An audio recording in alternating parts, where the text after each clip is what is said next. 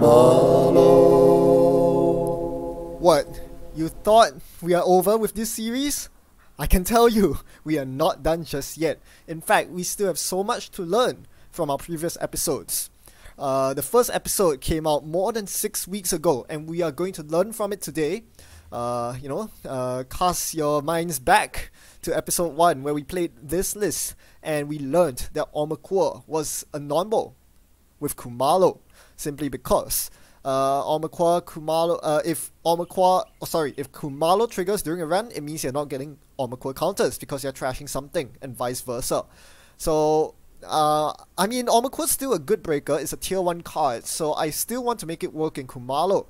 And it's definitely possible. All I need to do is to simply run more. I think if you remember the episode 1 game, I didn't run archives enough in the early game when I had Ormaquor out. So in the mid to late game I was struggling because I was only running centrals for single accesses and having a very hard time deciding between trashing a card or gaining an Ormaquor counter. The biggest problem with Ormaquor as a main breaker is that the quad has a relatively easy line of play in icing up all their central servers, all their servers in fact, and then performing a virus purge to reset your turtle and basically kill your game.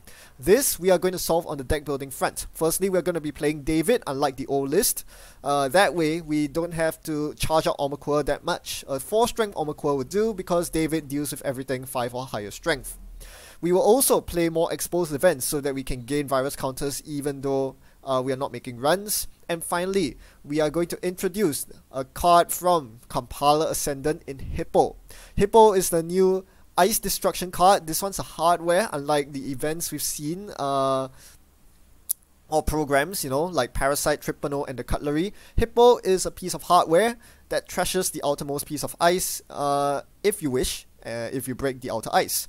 So the outermost ice only restriction is typically, not something you want to deal with, but in this particular deck it's actually not that bad because the corp is more than likely to spread their defenses thin rather than vertically.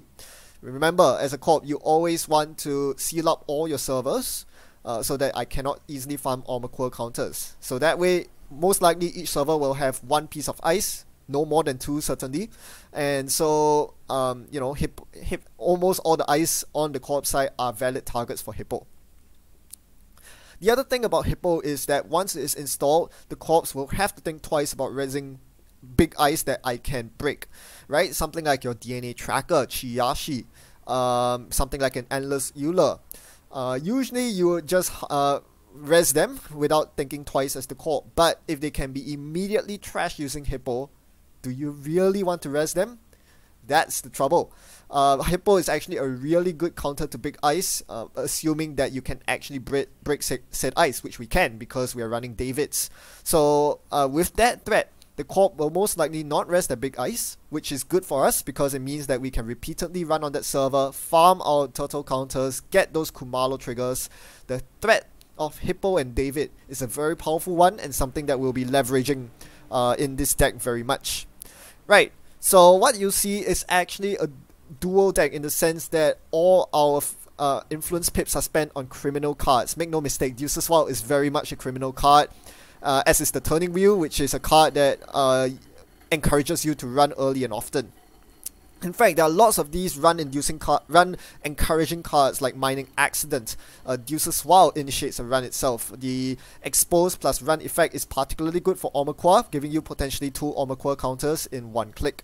Retrieval Run is another way that you can make a run, and when you make runs, you can also trigger stuff like Turning Wheel and Maxwell James. Another criminal card that is very powerful for exerting remote pressure against corps who try to rush quickly behind remote ice. Maxwell James punishes them for leaving HQ open. So this is the Khumalo deck in a nutshell. We hope to improve our gameplay. Most importantly, we do not want Ormaquor to be stuck on 0 or 1 virus counters most of the time. We run early, we run often, force the corp to purge often, which buys us some time to get our backup breakers, the bin breakers, installed and get the money to use them. So attacking on all fronts, we should be able to exploit the corp's weaknesses and try to use Hippo to pry open some servers to farm Ormaquor counters from. Right, let's head into the game and see whether we are successful at this.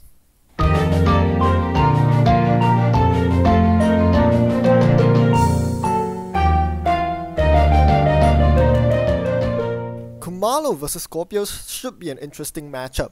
It is unlikely that I will get completely locked out because I'm running so many breakers, but I'll have to be really careful with the way I play. Our opponent starts out conservatively, not rushing a Rashida or an early agenda, instead icing up the centrals, giving me some headroom to get money. And again, they are not placing pressure on turn 2, which is really great for me. So here I'm going to play I've Had Worse, and of course I kept my opening hand because it had money and it had Omakua. But it's interesting that I'm not interested in installing the Omakua here. I think what I want to do is, I think I was a bit late to the party here, so I probably should have dropped the Omakua last turn, but I think I was angling for the long game with, as you can see, the mining accident fire here, and completely ignoring the Oaktown score. I was very tempted to go check it, but there are lots of things that could go alright. Something like Morcelus would be a troubling card. It's very unlikely that it's anything I can break. Vanilla Ice Wall is probably the only thing that is in range of my Omakua. So I can see the Oaktown here. It's not the worst agenda to let go, but now we are pretty decently set up. We notice that our opponent is very aggressively using the Scorp ability, which is interesting. And I'm just going to continue farming Omakua counters, making sure that they cannot freely score the second agenda next time round. The other thing we have to be really careful about is Hunter Seeker, because that will reset our Omakua. In fact, it will put it in the bin, not where you want your Omakua to be. So this is why Maxwell James is going to come in handy as well. It's another way to get past ice. So I'm going to start exploring my opponent's HQ. As they res a Ho'em, just one shot, I'm not able to break the Ho'em. I'll need to bounce out and find another server to attack. All this while, I'm aware that Archer is a thing, but I do have MK Ultra in the bin, worst case, to deal with it. Right, so Vanilla is res on R&D. That is exactly the kind of ice you want to see when you're playing Omakua. You easily break it and see an IPO. That's completely fine. Money isn't of any concern to me. Called money, rather. It's not like they're playing a hard-hitting new stack. Famous last words. Okay, on my last click, I'm going to run HQ because I have 4 Omakua counters. It only makes sense. Let's see what I can get out of this run. I'm also going to use Hippo here to get rid of the Ho'em, because Ho'em is one of the most annoying pieces of ice to deal with. I see a Hunter Seeker. Normally I wouldn't trash this because I need the Omakua to be on 4 counters, but because I've dealt with the Ho'em with Hippo, I can afford to spend those virus tokens. So 4 strength ice that end the run are the worst for me, because I can't break them with David and I need to charge my Omakua 4 times, which is kind of a tough sell. So really the only easy way to break Ho'ems is by using Black Orchestra. So this is why I chose to dispose of the Ho'em. That way, I can now farm Omakua counters on HQ. Unfortunately, my opponent responded very quickly by re-icing HQ. So instead, I'm farming Omakua counters on R&D. Running there twice with the bad publicity from mining accident, so the runs were free. I saw the Archer coming my way. That's an important thing to note.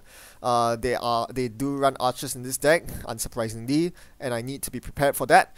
So I'm going to run R&D a bunch more times. First card is a Marcus Batty. I'm not going to use my Khumalo here. There are better things to Khumalo. Second run here, I see Oaktown, which I immediately steal. Okay, Hunter Seeker is going to hit me, so I better run as much as I can before I lose my turtle. I see a Ho'em. I chose not to trash it here. Maybe I should have. I'm just hoping that my opponent doesn't have Hunter Seeker in hand, given that I already trashed 1 from the HQ. Alright, and I'm running one last time to get up to 6 Omakua counters to deal with Archer. Nope. They did not have the Hunter Seeker ready, so thankfully my Omakua lives to see another day. So Khumalo coming in very clutch there, trashing the Hunter Seeker that they would have otherwise fired off. Now we're going to play turntable here because they are pretty likely to be running hostile takeovers and standoffs, so we want to swap seize those agendas, but instead we hit a trap. The snare is the last card I was expecting, and that threw a wrench in my plans because with the HQ pressure I was able to threaten the remote indirectly with double Maxwell James in my hand, but both Maxwell James are now out of the game, one in the bin, the other removed. So yeah, that net damage really causing me problems. I would much rather keep the Maxwell James than the Employee Strike, which is kind of useless in this matchup. I hit a sapper on rerunning HQ, and I'm going to break the subroutine. I'm not letting it fire. Right. So once that happens, I come up short in terms of finding agendas, but hey, at least I'm pressuring my opponent's HQ here. Now the trouble is this lends themselves to an easy purge. If they purge virus counters here, I have no way through the servers. All the other 3 servers have unrest eyes on them, and you know, running into one of those could cause me a lot of problems as I'm not fully set up with my rig. HQ is not runnable either because I don't have a way to break Enigma. Here I accidentally accessed one more card. A bug in Jinteki.net caused it. I shouldn't have seen the Cobra from the hand, but it won't really matter for this game. So I'm reset to square one, and now my objective here is to, as fast as possible, reset up my rig. Make sure that I am in good condition to contest my opponent's remote moving forward.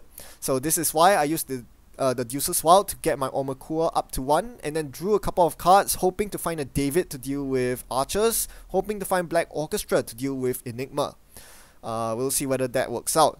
In the meantime, my opponent obviously straight after purge goes for an Oaktown score. There's not much I can do about this given my draw, so I'm going to concede that. They are going to go up 4 points to 2. Hopefully I can catch up later on with the turntable. I'm going to set up the Hippo as well, which will hopefully, you know, allow me to pry open my opponent's defenses at some point later on. We continue drawing for solutions and find our Archer answer in David. So I think I'm going to play that pretty soon. Right now I'm just evaluating the value of my hand. I want to continue drawing cards because I'm looking for my permanent breakers in Paperclip and Black Orchestra. In theory, if I have Employee Strike up and those bin breakers are in the play, my opponent cannot Scorp Corp them out, because as soon as I steal an agenda, I play Employee Strike. They can't remove them from the game using Hunter Seeker. So that's the plan. My opponent repurges again, buying me more time, but this is looking bad. If they ever score a 3-pointer, they might win the game. So we need to again set up our virus counters on Omakua. We are kind of locked out at this point, which is kind of a bummer. I'm frantically drawing. I make the mistake of playing Inject here. I'm not sure what I was thinking. You don't play Inject against Scorp Corp unless you have Strike out. So I should have played Strike before injecting. That was a huge mistake. Thankfully, I wasn't punished for that because I did not inject my Paperclip or my Black Orchestra. I was just very frantically digging through my deck trying to find those cards, couldn't find them. I also ditched my second copy of Omakua here, thinking that if I ever get Hunter Seat, I still have a third copy in my deck. But my opponent scores a standoff, interestingly. So I am actually tempted to trash my Hippo here, but I realized that my opponent has an easy trash on their side. They can easily just trash the R&D Vanilla, which is pretty dead against my Omakua. So I chose to just let standoff fire. They can gain their card, gain the 5 credits, and we move on with the game. Now I was hoping to use falsified credentials on that standoff, but of course it was scored before the turn passed over to me. Now I'm going to last click Deuce's Wild here, again trying to get some Omakua counters, and this time some information. I expose the remote ice and find that it's an Enigma. So not the scary ice I imagine. All I need is 2 Omakua counters to threaten the remote. That's good news for me. I finally find my Paperclip as well. That is going in the bin, ready to siege R&D later on. Except that that's not really the case, as they draw into the Arc Lockdown, removing my Paperclip from the game. Now I have no barrier breakers except for my Omakua. That's very bad news. Here I expose my opponent's remote using falsified credentials, seeing that they were trying to sneak a Project Atlas. No, you don't. That exposed gave me the second Omakua counter I need to match Enigma's strength. I knew it was an Enigma on the remote due to all the expose, so I'm able to run last click safely, break it for only 1 bad publicity, and easily steal the Atlas from the remote. This was a huge win for me because most other runners would leave it unchecked, it being unadvanced and all. So the expos coming in very clutch here. The falsified credentials really paying off. Whoops, Hunter Seeker. Omakua goes in the bin. It's not removed from the game because of Employee Strike. I just played it, but it's now in the bin where it can't be used. That's a problem. So I'm reset to 0 once again. My opponent keeps bumping my Omakua back down to square 1, except that now it's not even on the table. I need to do a bold retrieval run for it, or I need to draw through my deck. As I said, Usually I would be relying on normal breakers at this point, but with Paperclip removed from the game, I cannot afford to just lean on Black Orchestra, Paperclip, MK Ultra. I need the Armor Core to charge up because barriers are a thing in this deck. It's a Wayland deck after all.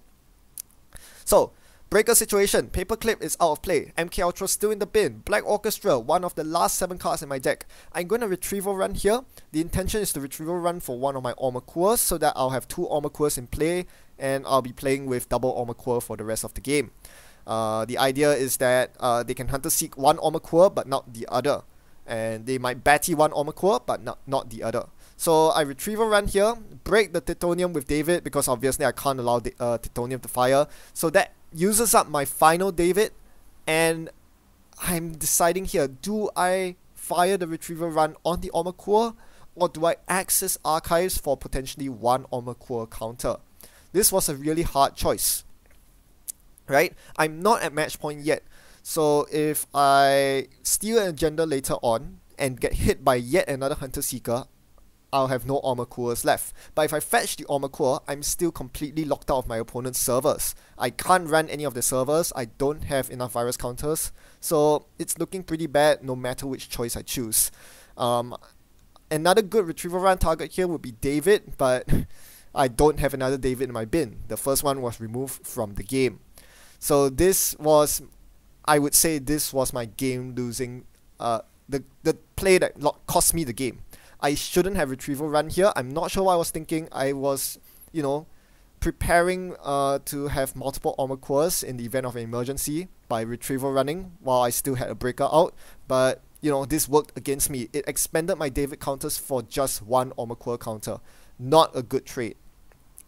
I really needed the David to pressure the other servers. I couldn't afford to use all my David counters just to break one filthy Titanium on Archives.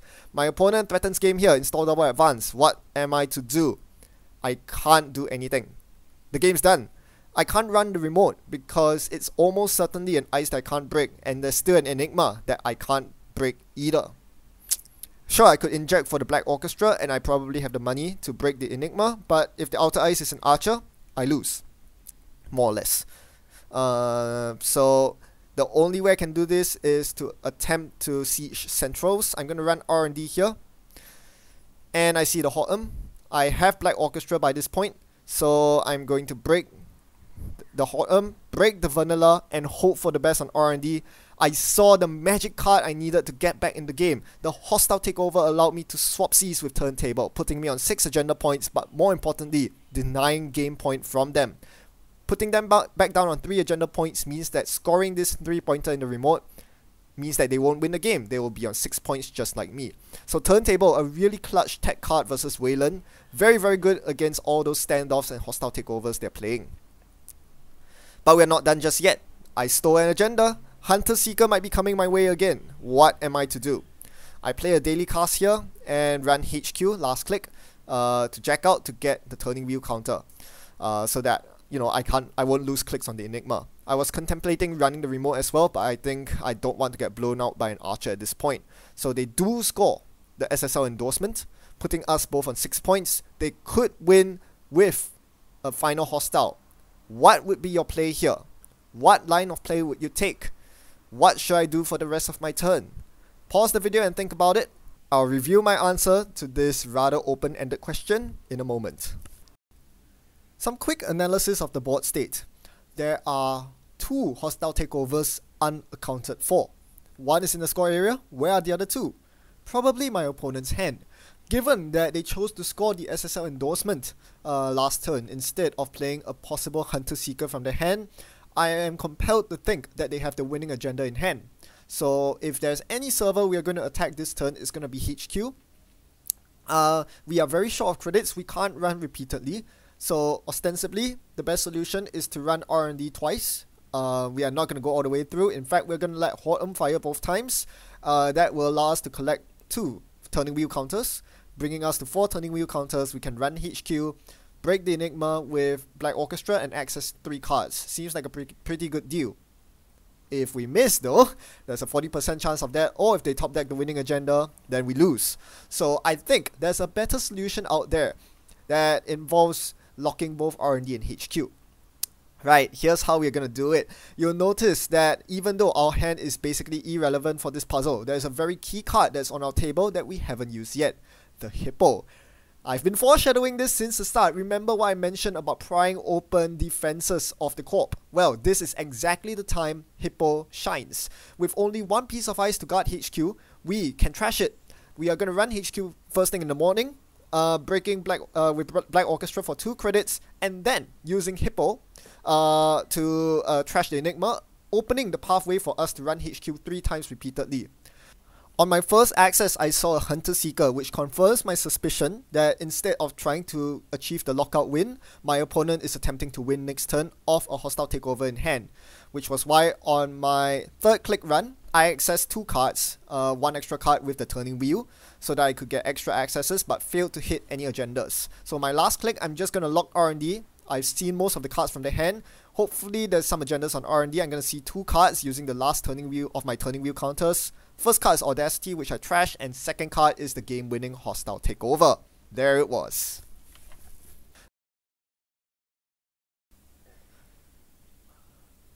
Whew, after the mid-game setback, I couldn't imagine coming out with the victory. That was a very satisfying win, because every single component of my deck came together and worked as one to overcome the Scorpio's adversity.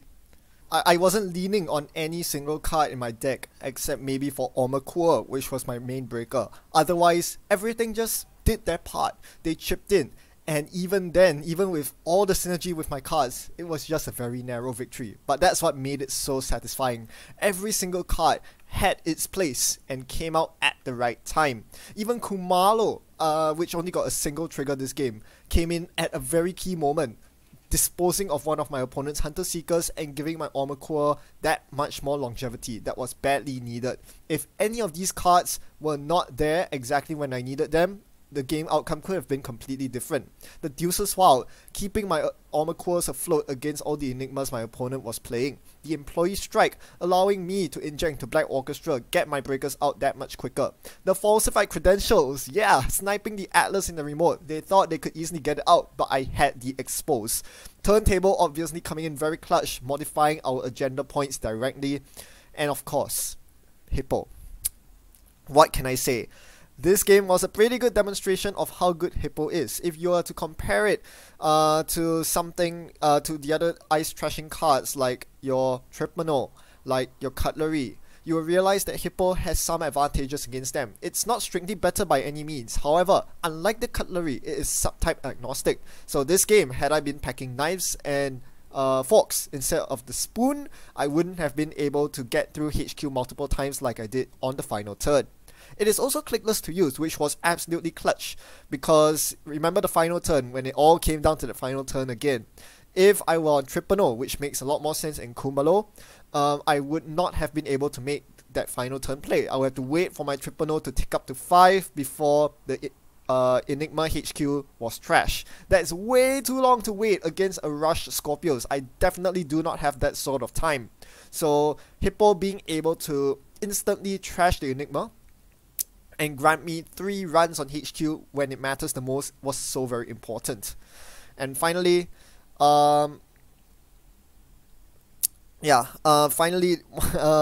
want to cast your mind back to the retrieval run turn. Remember when I said retrieval running on archives was a mistake?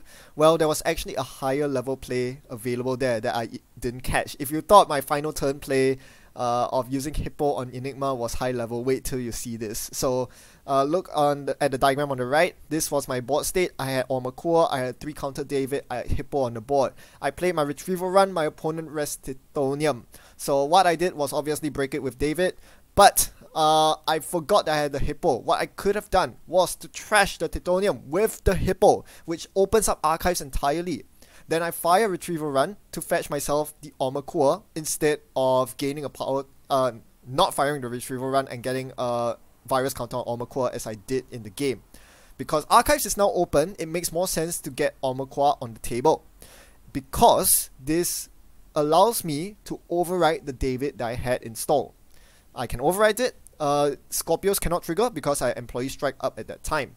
If you notice, I had the second copy of Retrieval Run in my hand as well, so I could immediately follow up with a click to Retrieval Run again on the now empty archives. Titonium's no longer there. Fetch the David that I just put in the bin. Now I have a David freshly loaded, and 2 more clicks remaining to run archives again to load up those 2 armor cores to 2 virus counters. This would have given me a very stable board state to work with for the remainder of the game.